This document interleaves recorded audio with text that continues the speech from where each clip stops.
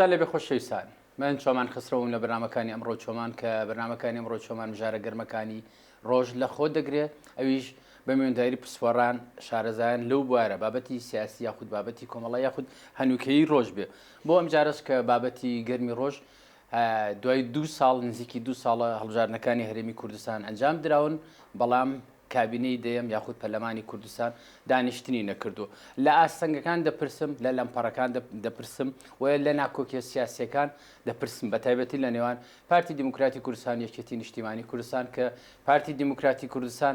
ملیۆن دەنگ بەرەو ژووری دەنگەکانی برد ئەویش بارتەقای کارەکانی بارتەقایەوەی کە پاداشتی پرۆژەکانی کابینەی نوێم دراوە یاخود بە گشتی وەزارەتەکانی هەرێمی کوردستان کە لە خزمەت دانیشتوانی هەرێمی کوردستان هەموو ئیش بارتەقای دیسان ئەو لەمپەڕانەی کە هاتوونەتە پێشەوە لە 2014 تا بێ 2026 لەگەڵ زۆر بەڕێز بڵند شاویست وەکو یاساناس لە هەمان کاتە چاودێری سیاسی ئەم باسە دەوروژەنم دەچمەلای کاک بڵند شاویست ئوستاز بەخێراتی زۆر سپاس زۆر سپاس بۆ جەنابتان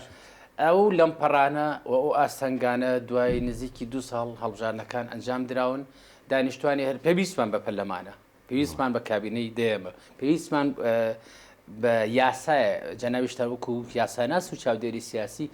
ینی ئەو ناکۆکیانەوە قوڵن بەو ڕادەیە کە نزیکی 2 ساڵ کابینەی دێم تشکیل نەکراوە پەرلەمان دانانیشت لە پەرلەمانی کوردستان کۆنابنەوە زۆر سپاس کاک چۆمان ڕاستیە وایە دوای هەڵبژاردن لە ماوەی 10 ڕۆژە پەرلەمانی کوردستان کۆبوونەوەی خۆی لە دوای 10 ڕۆژ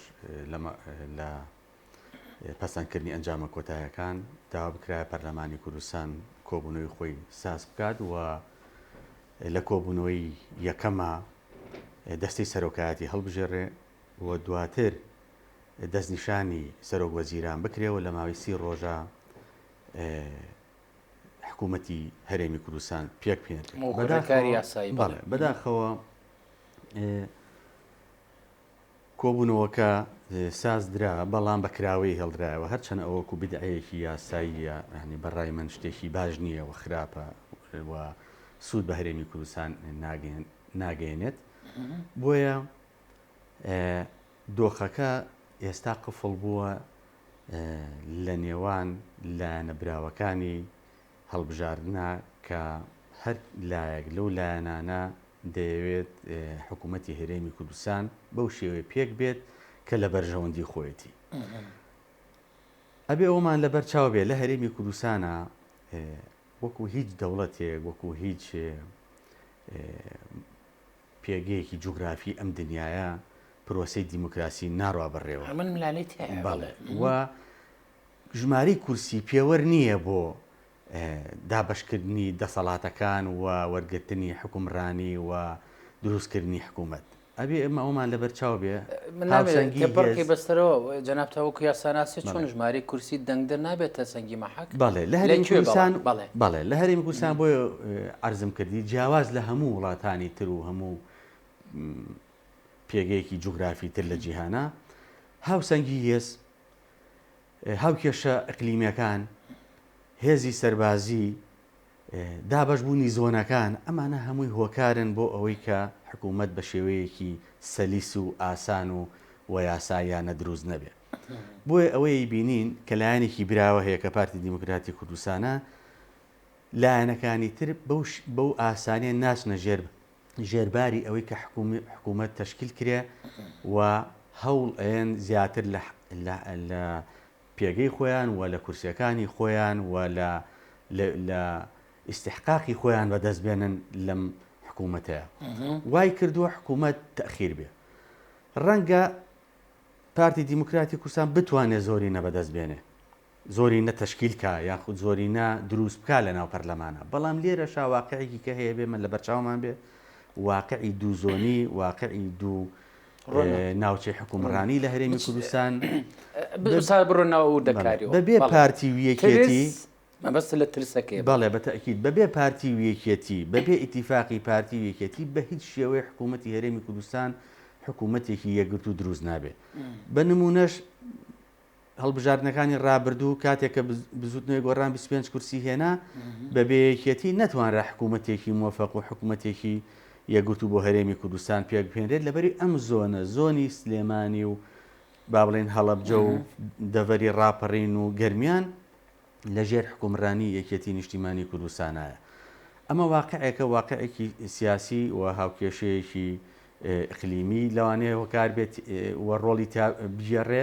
جگە لەو ئیتیفاقی استراتیژی بینی پارتی یەکێتی کە لە واشنگتن ئەنجام درا و شەڕی ناوخۆی کۆتایی پێهێنا ئەمانە هەمووی دەرخەری ئەو ڕاستیان کە بەبێ پارتی یەکێتی ناتوانرێ حکوومەتی هەرێمی کوردستان بە شێوەیەکی یەکگرتووی دروست بێ. بۆیە تەخیربوونی ئەگەڕێتەوە بۆ ئەو هۆکارە لەگەڵ ئەوەشە هەندێک مبادرات بووە، چ مبادرەی جەنابی سەرۆک، چ مبادرەی حیزبەکانی ئۆپۆزیسیۆن بە خۆشحاڵیەوە. ئەمەش خۆی لە خۆیان یعنی حاڵەتێکی دروست کردووە کە ئەو مبادرانەکە نەگەیشتووەتە نەتیجە ئەوەیە کە ڕەنگە لایەنەکان بە پێی پێویست بەدەمیەوە نەچوو بوون یاخود بەرژەوەندی تایبەتی حزبایەتی خۆیان ناخسبێتە سەر و بەرژەوەندی گشتیەوە. من لێکدانەیەکی قسەکانی کاک بڵند کەم لەوەی کە دیموکراسیەتی و بەبارم تەگرتن و نابەرپرسیارەتی ئەلێرای ئەمە دەیبینینەوە بەتەکید هەنی بەبارمتی لەبەری قوتێک بە ڕوونی من قسە بکەم لە لای یەکێتیە وەکو یەکەی هەفتە یعنی ئەم هێزە دەکاتە ینی تا ڕادەیەوەی کە دروشمەکانمان بینی دەیڕوخێنن و هەڵێ وەشێنن و بوومە لەرزی سیاسی لەوەی دروستەکە ئەمە ئەو جینا بەرپرسیارەتین لە ڕۆ دیموکراسیەتەکەەوە گوناحیش یانێ دانیشتوانی هەرێمی کوردستان لە چوارچەوەی ناچاری لە عێراقا ینی بەم شێ دەنگدەری خۆی سزا بە یاخود بەو ڕادێ ئەو ینی ئەو هەموو شەیدە یەکێتی لەبەر ئەمە دراکە بەم شێ هەرچەنە دروشمەکەی خودی یەکێتی ئینتەرناسیۆنال لە دیموکراسیەتە. خۆی بانگەشەی هەڵبژاردن لە هەرێمی کوردستانە لە دوو هەڵبژاردننی ئەخیرا شێوەیە گۆڕانکاری بەسەرا هاتووە چۆتە شێوازی بانگەشەیەکی زەبر بەرامبەر یەکتری تەنانەت تەشیرکردن و قسەی نەشیا و بەرامبەر یەکتری ئەمە بەڕای من شتێکی باش نییە بەڵام کراوە و ڕۆشتوشە. لێرەیە ئێمە کە ساڵانێکە باز لەوە ئەەکەین پێویستە پێشمەرگەیەکی یەگرتومان هەبێ و سوپایەکی یەگرتومان هەبێ، پێویستە ئاسایشێکی یەگرتومان هەبێ، پێویستە لە ڕووی داراییەوە حکوومەتی هەرێمی کوردستان یەک بودجە و یەک دارایی و یەک خەزیێنە و یەک گیرفانی هەبێ. ئەو ترسەیە کە ئێمە لە مستەقبەلە یاخود لە داهاتوە کە هەر هەڵبژاردنێکەکرێ بە پێی زۆرینەوە کەمینە حکوومەت تەشکیل کرێ نەک بگەڕینەوە بۆ هێزی سوپا و هێزی سەربازی و ینی منتەقی هێز. ئەمە حاڵەتێکە. حاڵەتێکی تر من لەگەڵ ئەوەشە ڕەشبین نیم گەشتبینم و پێشنیارێکیشم هەیە بۆ قیادەی سیاسی کورد کە لە دەست پێشخەرەکانە کەم تەرخەم نەبن و پەشیمانیش نەبنەوە و پاشەکشەش نەکەن و پێشنیارێکم هەیە کە لە قیادی سیاسی کورد بە تایبەتی جەنابی سەرۆک بارزانی ئێمە بمانەوە نەمانەوێت لەم قۆناغەیە و لەم مەرحەلەیە و لەم زەمەنەیە تاکە کەسێک کە حساباتێکی وردی بۆ بکرێەوە سڵەمینەوەیەک هەبێ بەرامبەری و اعتیبارێکی شخصی و سیاسی و مێژووی بۆ بکرێ لەو جی لە سیاسیە گەورە و کلاسیکیانی کە هەمانە جەنابی سەرۆک بارزانەیە کاک مەسعودە. من خۆشحاڵم ئەگەر دەست پێشخەریەکی تر بکات هەر دەست پێشخەریەک لە خەڵکی گەورەوە نیشانی دڵسۆزی و نیشانی خەمخۆریە بۆ میلەتەکەی و من لەگەڵ ئەو دەست پێشخەریە هیوادارم یعنی نەخشە ڕێگایەک هەبێ ئەو نەخشە ڕێگای 5 کەس بەشدار بێتایە جەنابی سەرۆک بارزانی کاک نێچیروان کاک مەسرور لە پارتی دیموکراتی کوردستان کاک بافڵ کاک و تاڵەبانی لە یەکێتی نیشتیمانی کوردستان لە لایەکی ترەوە چ میدیا چ سۆشیال میدیا چ کەوادری حزبی هەموو لایەنەکان بە تایبەتی پارتی یەکێتی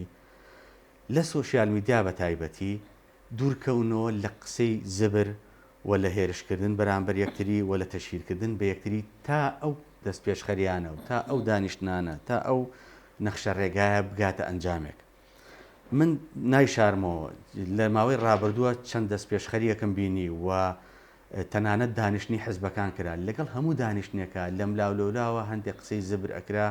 لە سۆشیال میدیاکان خەڵکێک نابەرپرسانە تەعاملیانە کرد و تەنانەت لە میدیاکانیش کۆمەڵێک هەواڵ و کۆمەڵێک وتە و لێدوانمان ئەدی کە نە ئەگونجا لەگە دانیشتنەکان و لەگەڵ دەست پێشخەرەکانە. بۆیە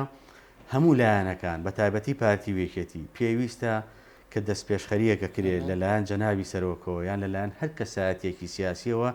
هەموو هاوکار بن بۆ ئەوەی هەرێمی کوردستان لەم دۆخە تێپەڕێنن. ئێمە وان نزیکەی بۆ 2 ساڵەی حکوومەتمان نییە. جاران هەرێمی کوردستان مای هەوێن و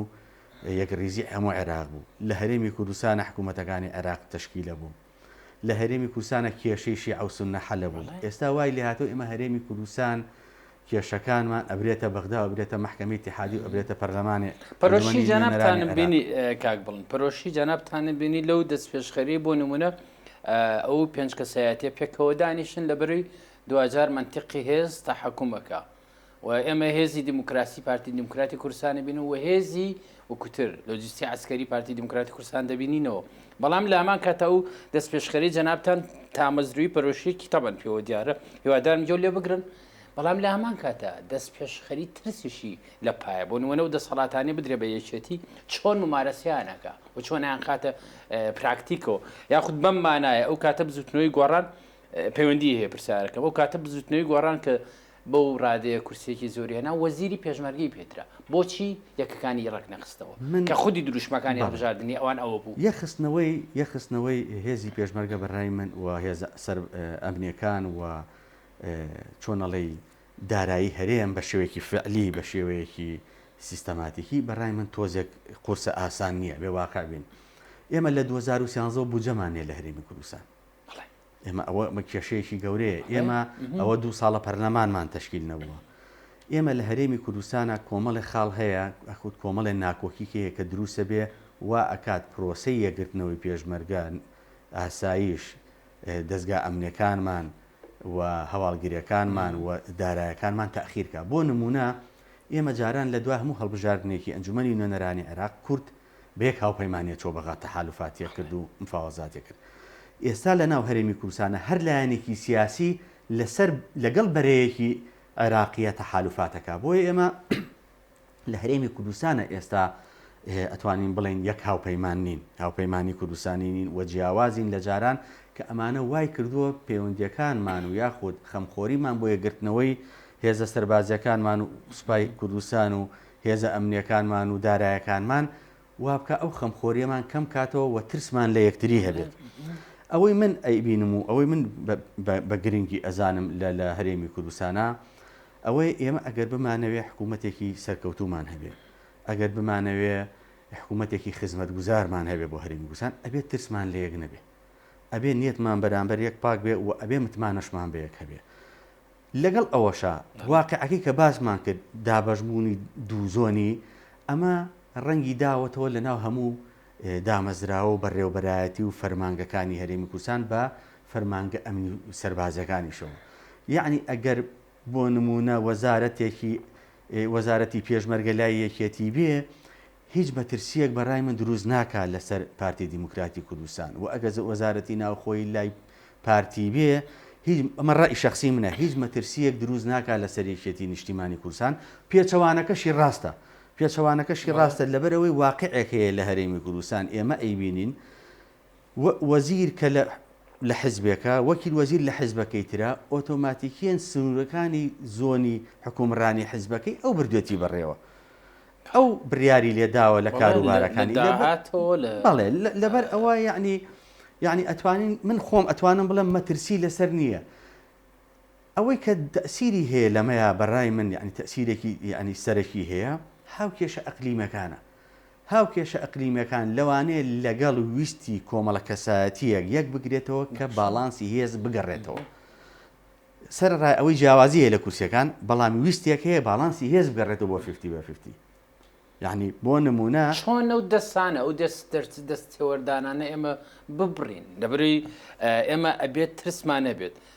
لە نمونەی ئەو ترسە لە لای پارتی ینی ڕێوێنراوەتەوە لە نمونەوەی چەندین وەزیر لە کابینەی نوێمە پراکتیکی دەسەڵاتەکانەکەن بە ڕەهایی جگەل لە جێگری سەرۆکی هەرێمی کوردستان و لە هەمان کاتە هەردوێنێ بوو ئێمە سەرۆک نێچیروان بارزانیمان بینی لە قەلاچۆلان ینی ئەو پلەی سەربازی کە بەخشیەوانە ینی تێکەڵەیەکی پارتی لەگەڵ یەکێتیە لە نێو وەزارەتەکانە وەکو وەزیرەکان تا ئەوەی کە وەگوتم جەنابی سەرۆکی هەرێمی کوردستان دوێنێ لە قەلاچۆلان ئەم ترسە هەیە لەبەری ئەو دەسانە هەمیشە یاخود ئەمان وابەستەی دووەلی ئیقلیمێکی ترن. خۆی ڕاستی مەسەلە وابەستەیی نییە، مەسەلە بەرژەوەندیە. ینی بەرژەوەندی دەوڵەتە ئەقلیمەکان هەیە لە هەرێمی کوردستانە. ئوستاز بەڵام ئەو بەرژەوەندی نییە. ئارزم کردی ڕەنگە ویستی تاکە کەسی هەبێت ئەو خەتەر یەکی گرتبێتەوە لەگەڵ بەرژەوەندی و لایەنێکی ئەقلیمی کە هاوسەنگی هێز دروست بێتەوە لە هەرێمی کوردستان بەبێ ڕەچاوکردنی جیاوازی کورسیەکان. یعنی سەر ڕای ئەوەی جیاوازی کورسی هەیە بەڵام ویستێکەیە ئەبێ 50/50 بێ، ئەبێ بە هەمان هێز و بە هەمان دەسەڵاتەوە لە هەرێمی کوردستانە فەرمانڕەوایی بکرێت کە ئەمە بەڕای من شتێکی خراپە بۆ پرۆسی دیموکراسی بۆ پرۆسی حکومڕانی لە هەرێمی کوردستان. بەڵام نابێ بشی شارینەوە وڵاتانی کە سەروەریان کەم و کوڕی هەیە یاخود سیادیان نوقسانە وەکو عێراقە وەکو لوبنانە وەکو سووریایە وەکو وڵاتانە ئەم وڵاتانە بە شێوەیەکی زۆر کراوە و ئاشکرا دەسی دەوڵەتان لەسەر ئاسی نێودەوڵەتی وڵاتانی ئەقلیمی ڕۆڵی کاریگەری تیابینێ. ئێمەی هەرێمی کوردستان ئەوەیە کە ئەبێ ڕەچاوی بەرژەوەندە نیشتیمانی و نەتەوەیەکانمان بکەین سەرڕای بەرژەوەندی و پەیوەندیەکانمان لەگە وڵاتانی ئەقلیمی و نێودەوڵەتی ئەبێ ئەوە بزانین نزیکترین کەس بۆ لە خۆمانەوە خۆمانین. یعنی نزیکترین کەس بۆ پارتی یەکێتی و نزیکترین کەس بۆ یەکێتی پارتیە لە دوجار و لە مستەقبەلە ئەگەر ئێمە ڕوبەڕووی مەترسی بینەوە. هەر بۆیە ئەگەر دیقەت بین لە گرفتی ئێران و یاخود جەنگی ئێران و ئەمریکا و ئیسرائیل کە هەرێمی کوردستان خۆی نەکرد بە تەڕەف کە بە یەکگرتووی یەک بڕیار درا کە ئێمە تەڕەبنین لەو شەڕەیە دوجار خۆمان ئیسفادەمان لێ کرد و لە بەرژەوەندی خۆشمان گەڕایەوە کە ئێمە سەرڕای ئەوەی کۆمەڵێک زڵممان لێکرا و کۆمەڵە دەست درێژی کرا سەر هەرێمی کوردستان و بردومان کراین بەڵام توانرا بە کەمترین زیان لێ بچینە دەرەوە. بۆیە هەتا ئێمە یەک هەڵوێز بین یەک ڕابین یەک پرۆژە و یەک استراتیژمان هەبێ و یەک بڕیارمان هەبێ ئەتوانین مینەتەکان و میحنەتەکان تێپەڕین. ئەوەیە کە من باسیەکەم پێویستمان بە نەخشە ڕێگایەک هەیە کە بەڕای من ئەو 5 کەسی باسم کرد دەتوانن ئەو نەخشە ڕێگایە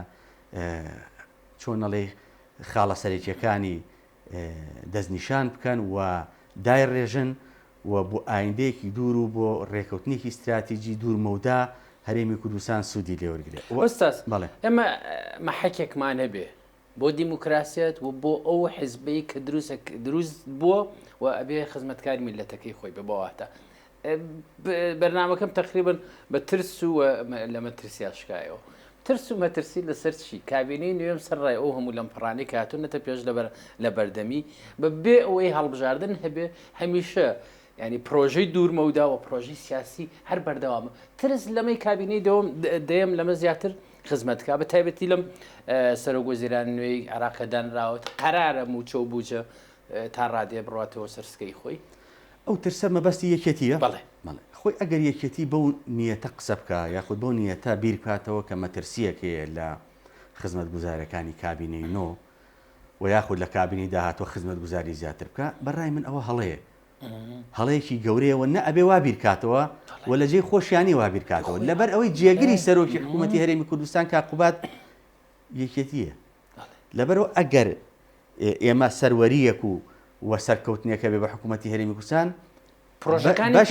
بەشی سەرەکی ئەگەر پارتی بەریکەیە بەشەکەی تریشی یەکێتی بەریەکەوێت. ئێمە مەسئولیەتمان لە حکوومەتی هەرێمی کوردستانە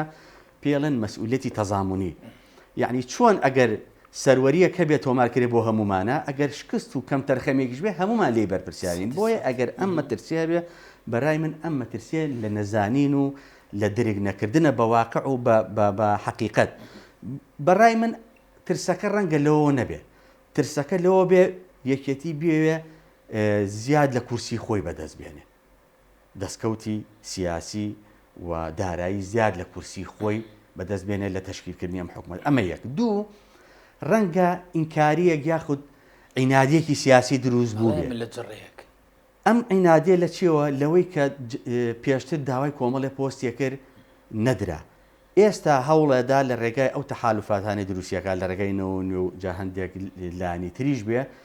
بیاوێت ئەوانەکو کارتی فشار بەرامبەر پارتی دیموکراسی کوردستان دروست نەبووە لێرە بۆ نمونە دروشمەکانی نەوەی نێو یەکێتی پێکەوە يعني صد بيتشانينو لنا ولا ناتورا لقبدان ليكتر وحتى خذ دروش مكانك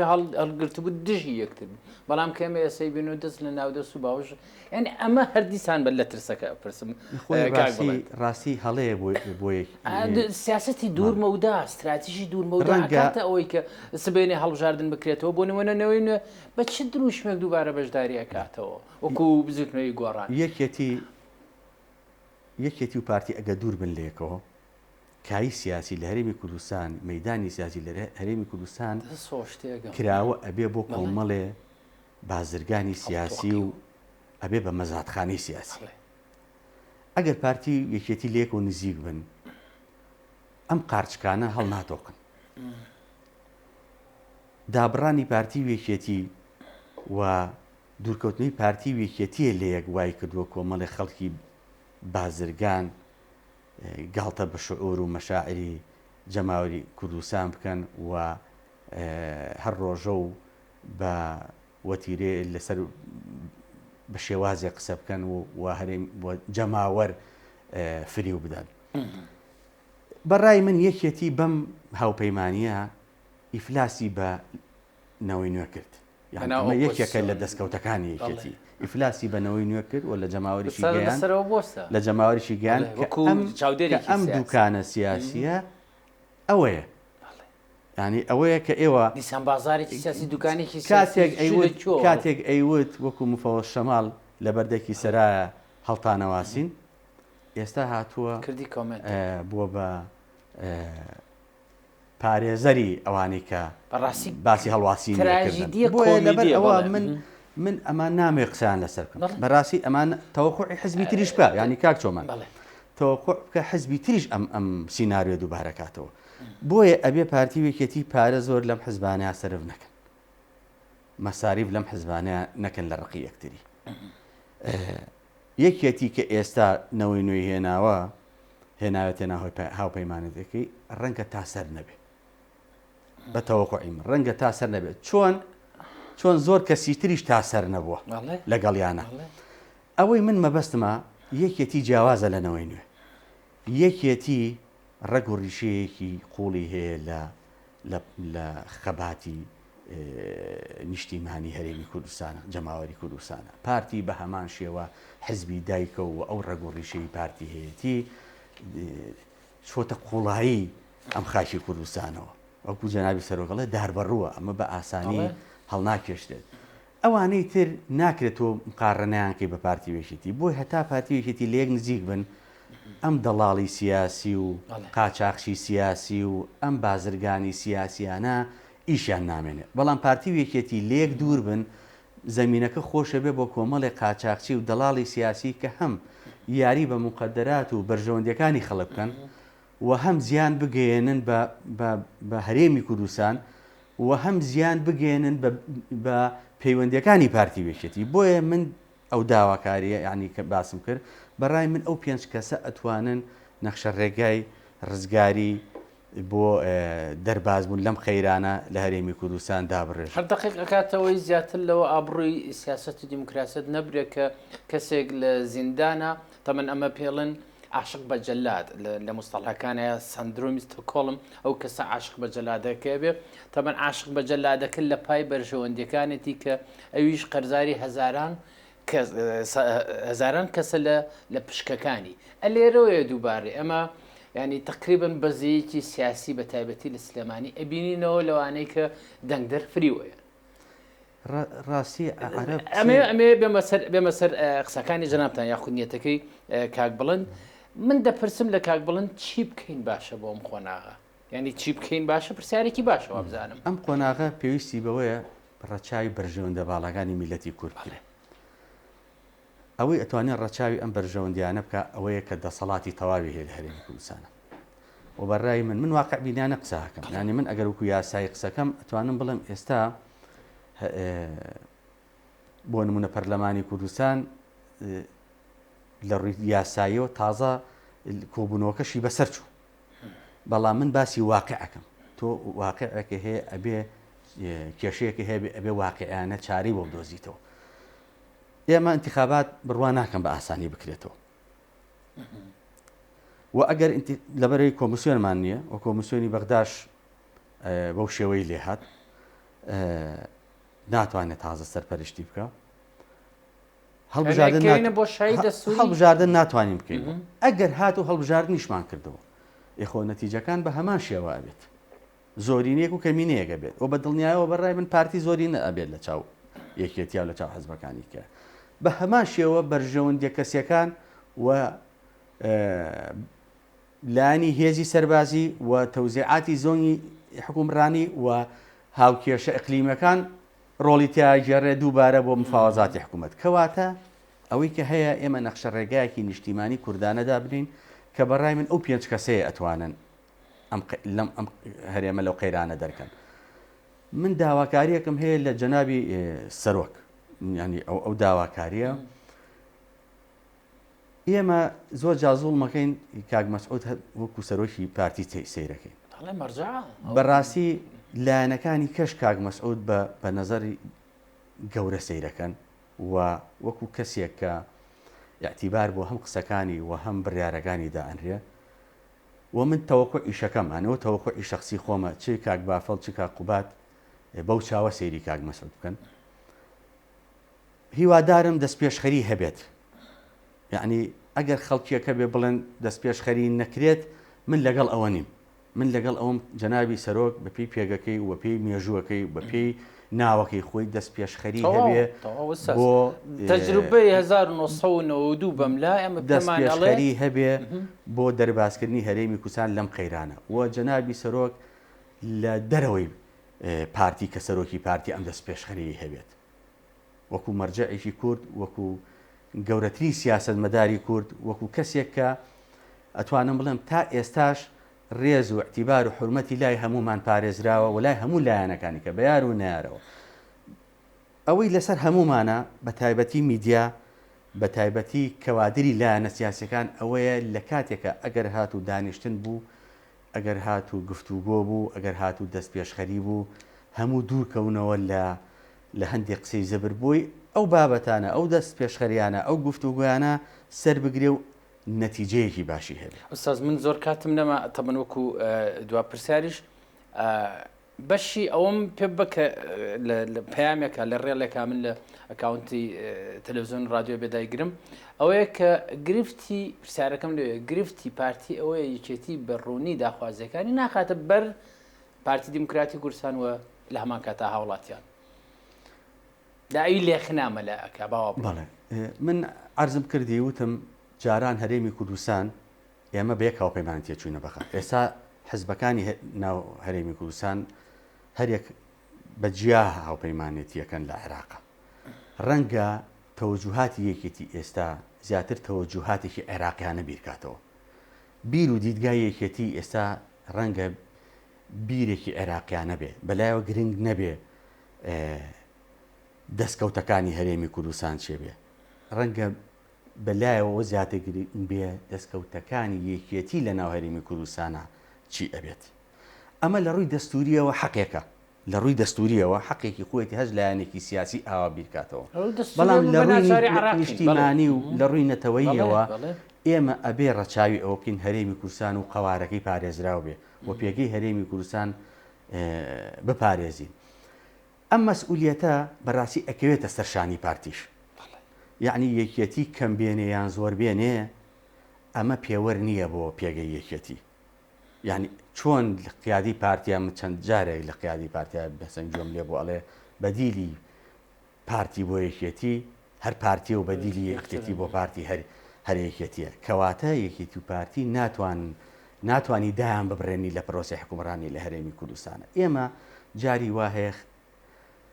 پرز بە خەڵکانێکەکەین کە ئەهلی پرز نییە جاری وای خەڵکانێک هێنرێتە پێشەوە کە ئەهلی ئەوە نین کە بڕیاریان بەدەست بدرێ من ئەمە بە یەک وتە یان بە یەک نمونەی مێژووی کۆتایی بە قسەکانم بێنێ سەردەمی ئەمەویەکان کە لە 1660 میلادیەوە تا 1950 میلادی حکومڕانیان کردو تا نزیکی چین و تا نزیکی فەرەنسا ڕۆشن حکومڕانیان دوای حکومڕانی ئەمریکان پرسیارێ لە یەکێ میرەکان نەکرێت بۆ ئەم حکومڕانیەتان شکستی هێنا و هەرەسیێنا ئەڵێ ئیشە بچووکەکانمان نایە دەست پیاوە گەورەکان کارە گەورەکانمان ئەسپارت بە کەسە بچووکەکان خۆمان بزر بوو بووین لە نێوان بە فیڕۆدان و بە هەدەردانە دۆستە نزیکەکانمان دوورە خستەوە ئیهمالمانەکردن بەو نیەتە و بەو پێوەرەی کە ئەمانە وەلا و خۆشەویستیان زامنە و مەزمونە بۆ ئینسانی عەقڵ خەڵکە دوژمنەکانمان خەڵکە دوژمنەکانمان ئەهێنایە پێشەوە بەو نیەتەی کە سۆز و وەلایان بەدەست بێنین کە تووشی مەینەتی و تووشی گرفت و تووشی مەترسی بووین دۆستەکانیشمان لە دەستدا خەڵکە دوژمنەکانیش بە هانامانەوە نەهاتن بۆیە هەرێمی کوردستان ئەبێ ئێمە پشت بە خەڵکە دڵسۆزەکان بەستین و پشت بەوانە بەستین کە قەواری هەرێمیان لە مەبەستە و هەموو هەوڵ بین ئەم قەوارێ پارێزین و برایەتی و یەکگرتووی و یەکەڵوێسی هەمومان لەسەر و هەموو شتێکەوەیە و ئەگەر حزبێک پۆستێک زیادیان پۆستێکەمی بەرکەوێ ئەمە مای ئەوە نییە کە حسابێک یاخود زوڵمی لەلایەنێکی تر کردو طبعا دوژمنە زۆر ناسرا و زەقەکانی خۆمان نەکەینە دۆستی خۆمان کە ئەمە دەیبینینەوە بەڵام نەوە نایێنین ئەوستا من هەرەوە کاتم لەبەردەسامە زۆر سۆز بۆ شاویس وەکو یاساناس و چاودێری سیاسی لە ستودیۆ ئەمڕۆ چۆمان زۆر سپاس کاک بڵند خۆشەویستان و ئەزان ئێوەش هەمیشە لە تەندروستی کامڕێدا بژین